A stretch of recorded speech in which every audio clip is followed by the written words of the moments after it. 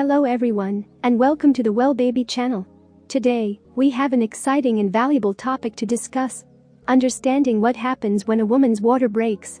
Make sure to watch until the last tip, because I'm sure it will be very valuable to all of you first-time moms out there. Make sure to subscribe to the channel so we can help you as much as possible with your precious miracle. Now let's get into the video. Pregnancy is a remarkable journey filled with incredible milestones, one of which is the moment when a woman's water breaks. We will explore the fascinating process that occurs when a woman's water breaks during pregnancy. To understand what happens when a woman's water breaks, we must first grasp the concept of the amniotic sac. This sac is a fluid-filled protective environment that surrounds the developing baby in the womb. The amniotic sac, often simply referred to as the amnion, is a crucial structure that plays a vital role in the development and protection of a growing fetus during pregnancy. It is a thin, membranous sac filled with a clear, watery fluid known as amniotic fluid. This sac serves several important functions throughout pregnancy. The amniotic sac acts as a protective barrier that surrounds the developing fetus, shielding it from external physical shocks and impacts. It provides a cushioning effect, helping to safeguard the baby from potential harm. The amniotic sac begins to form early in pregnancy, shortly after fertilization, and continues to grow throughout gestation. It surrounds and encases the developing embryo and fetus, allowing them to develop in a safe and controlled environment. As pregnancy progresses, the volume of amniotic fluid increases, reaching its peak around the 32nd to 34th week of gestation. Afterward, the volume may gradually decrease until childbirth. Inside the amniotic sac, a fluid called amniotic fluid provides cushioning, protection, and a controlled environment for the baby. This fluid consists of water, nutrients, hormones, and cells from both the mother and the baby. Amniotic fluid provides a sterile and buoyant environment for the fetus. It helps maintain a stable temperature, keeps the fetus moist, and prevents dehydration, which is crucial for the baby's overall well-being.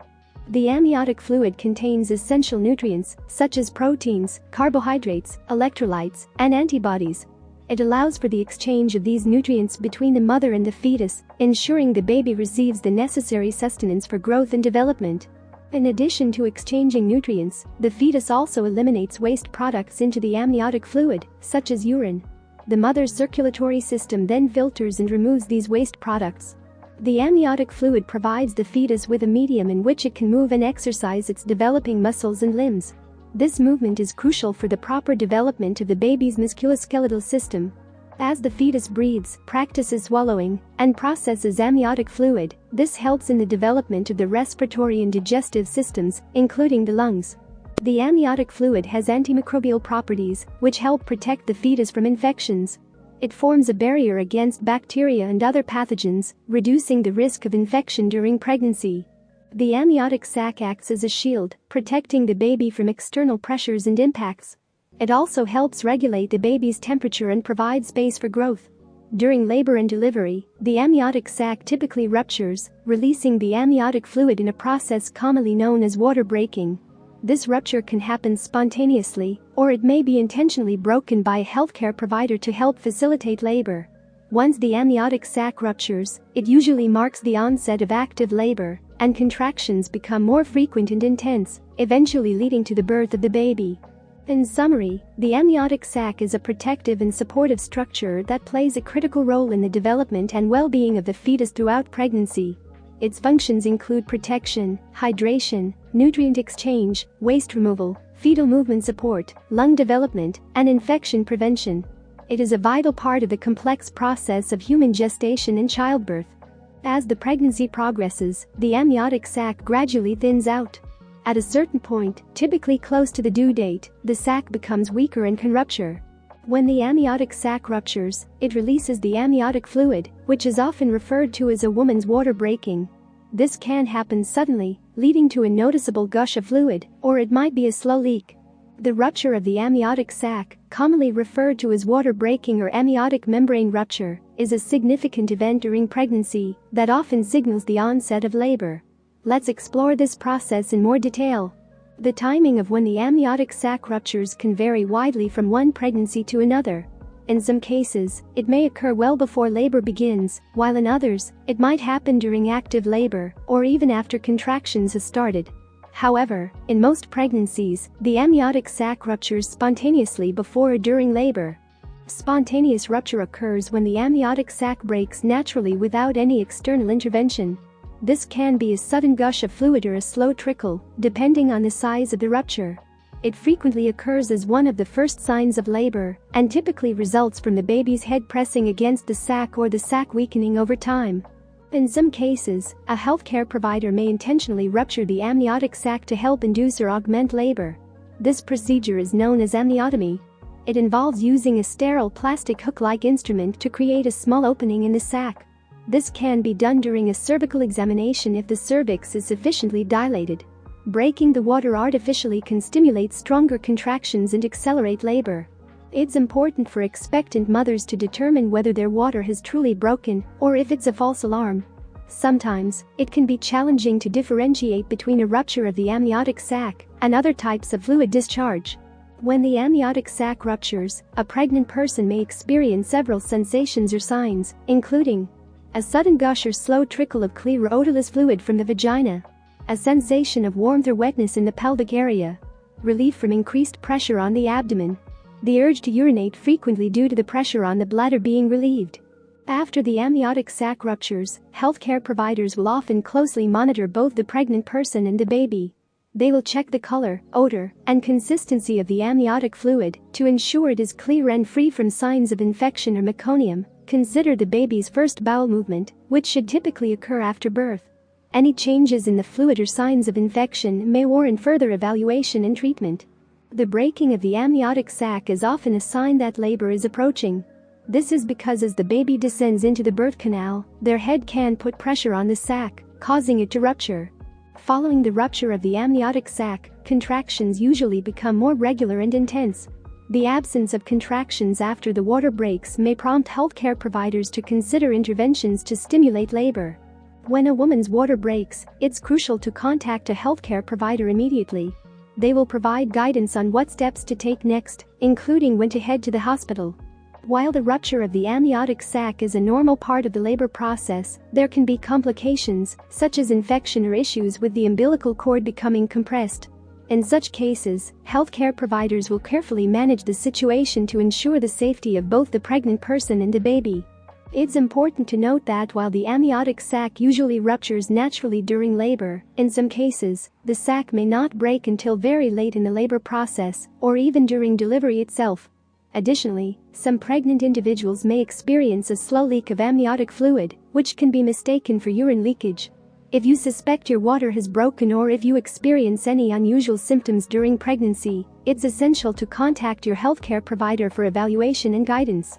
The moment when a woman's water breaks is a significant milestone on the journey of pregnancy.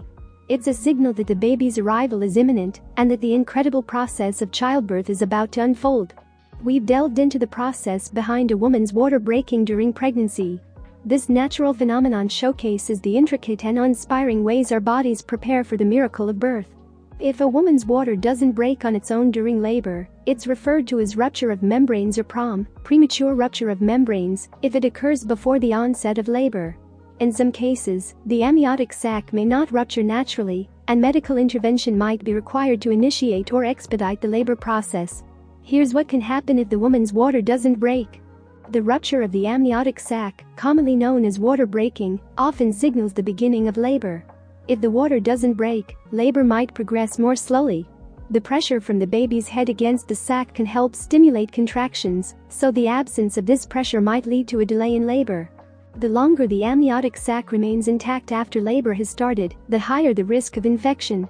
Bacteria can potentially enter the uterus through the cervix, posing a risk to both the mother and the baby.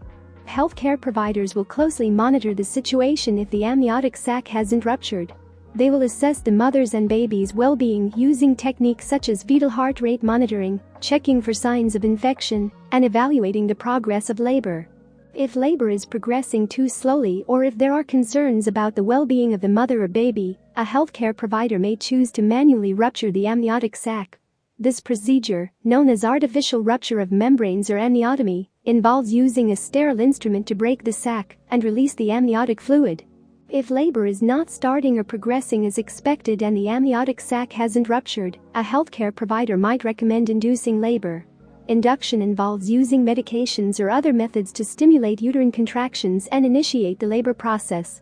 In cases where the amniotic sac doesn't rupture but labor is not progressing well, a cesarean section, C-section, might be considered. A C-section is a surgical procedure in which the baby is delivered through an incision in the mother's abdomen and uterus. It's important to note that every pregnancy and labor situation is unique. The decision to intervene in cases where the amniotic sac hasn't ruptured will depend on factors such as the mother's and baby's health, the stage of labor, and any complications that may arise. If you're pregnant and have concerns about the progress of your labor or the rupture of your amniotic sac, it's essential to communicate with your healthcare provider. They can provide personalized guidance based on your specific situation and medical history. Be sure to tune into our other informative sessions listed right here on our channel. Like your baby's teething journey and developmental milestones. Infant to toddler. You won't want to miss them. The amniotic sac is a crucial structure that forms early in pregnancy and serves several essential functions in fetal development. It provides protection, buoyancy, and a controlled environment for the developing fetus. The amniotic fluid within the sac cushions the baby from external pressures, helps regulate temperature, and allows the baby to move and develop without constraints. If there is no amniotic sac, it would be a highly unusual and rare medical condition. Without an amniotic sac, the developing fetus would not have the protective environment it needs to survive and thrive. The absence of the amniotic fluid in sac could lead to a range of serious complications, including the amniotic fluid cushions the fetus against the walls of the uterus, reducing the risk of physical damage due to movement or external forces.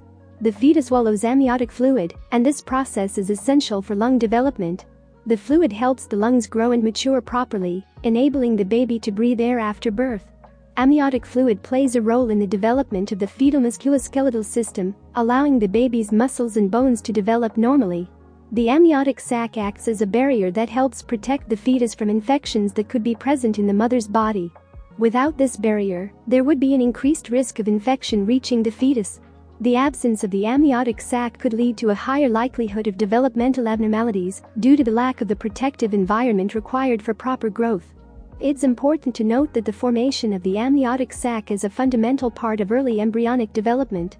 If there were no amniotic sac, it would likely result in a non-viable pregnancy, where the fetus would not be able to develop normally and would not survive to full term.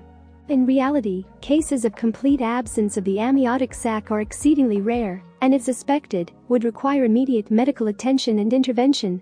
It's always best to consult with a qualified healthcare professional for accurate information and guidance regarding any specific medical condition or situation. Thank you for tuning into our channel today. If you found this information helpful, be sure to like and subscribe. And as always, feel free to leave your comments or questions below. Be kind to yourself, listen to your body, and enjoy this amazing time. Until next time, have a safe and healthy pregnancy.